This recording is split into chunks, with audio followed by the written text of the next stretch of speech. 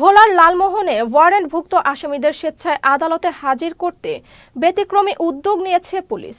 সোমবার রাতে ওসি মোহাম্মদ সিরাজুল ইসলামের নেতৃত্বে উপজেলার কলমা ইউনিয়নের ৯টি ওয়ার্ডে পৃথকভাবে টিম গঠন করে আসামিদের বাড়ি বাড়ি গিয়ে তাদের খোঁজ নেওয়া হয়। লালমোহন থানার ভারপ্রাপ্ত কর্মকর্তা সিরাজুল ইসলাম জানান, থানায় বর্তমানে ৩,০০০-এর মতো ওয়ারেন্ট রয়েছে।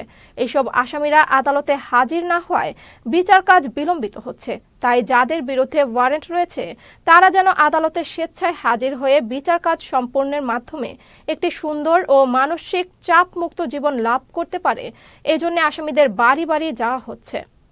লালমোহন থানায় প্রায় ৩,০০০-এর মতো ওয়ারেন্ট, আসামি বিভিন্ন জায়গায় ঘোরাফেরা করে। এই জন্য আমরা প্রতিটা ইউনিয়ন বেসিস, আমাদের তো আসলে একসাথে এত জনবল নাই, ইউনিয়ন বেসিস আমরা এই ইউনিয়নে ৯টা ওয়ার্ড আছে, ৯টা ওয়ার্ডে ৯টা টিম গঠন করে প্রতিটা এলাকায় আমরা ওয়ারেন্টের আসামি খুঁজতেছি। আমরা চাই আসামি হাজির হয়ে যায়। আমরা যদি তাদের বাড়িতে যেয়ে কষ্ট দিব না, তারা যদি হাজির হয়ে যায় তাহলে তো আমাদের জন্য উপকার, তাদের জন্য।